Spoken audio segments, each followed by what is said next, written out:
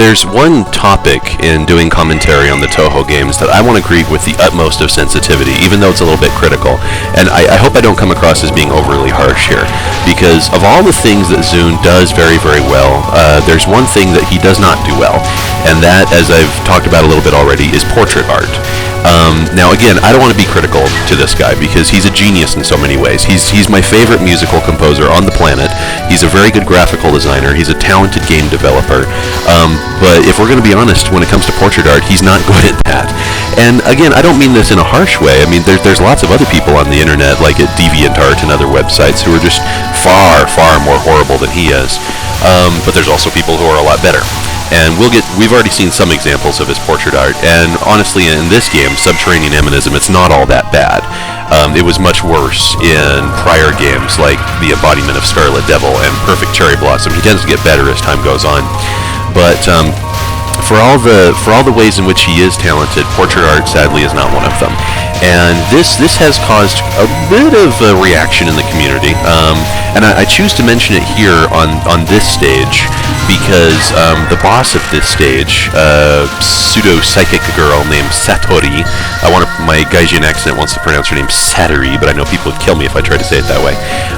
She is the object of a little bit of a joke among the community. There was this one piece of artwork that shows this really horribly drawn pseudo-Touhou-ish girl, captioned with the title, "Zune teaches drawing. This is how to draw a Touhou girl. Have no joints on the limbs. Make sure that their hands look like a balloon with sausage sticking out of it. Frilly doll dresses. If you don't put a hat on her, she'll die." And, just really satirizing how Zune is not a very good portrait artist. And that's a lot more harsh than the guy deserves, because he's not that bad. It's not his strength, it's not his super talent, but one thing that he actually earns a lot of respect from me about is that he doesn't seem to be shy about it. Especially in the way that it's not like he doesn't get other people to draw the art for this game, you can see. In fact, here we should see the boss come in just a second here. He's not shy about it. He just forges onward, and with that forging onward, you can see that even though, look at this right here. Her arms don't extend past her hips, and arms are supposed to do that. Now, for even as poor of a portrait artist as he is, he's brave enough to continue to draw these characters, and something that earns him forgiveness and respect from the fan community is that all the characters are very, very, very unique and very creatively designed. Like Satori here is a very good example of this, because she's got the vest and the skirt, and she's got the little loops running all around her, and that third eye that hangs out and apparently lets her see people's innermost thoughts. And all the characters are no less detailed than this.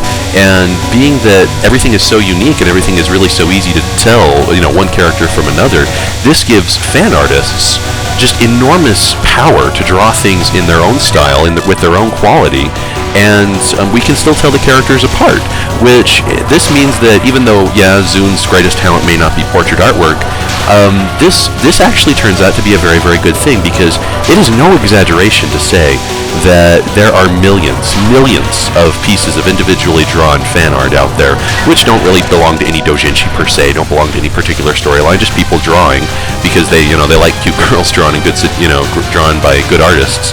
And there's thousands of fan artists out there just doing great work, and we all get to have collections of their artwork and appreciate it for what it is. And all this comes about because Zune, being that he's not all that good himself, the artists aren't intimidated, and they can pretty easily do better.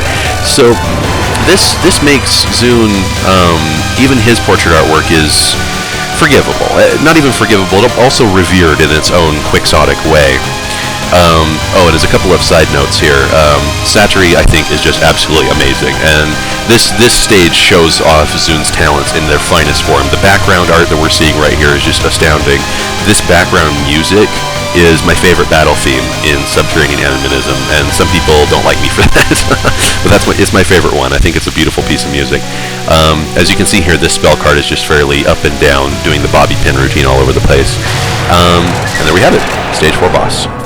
And she lost, so she's crying, which means there's a giant tear coming out of her head.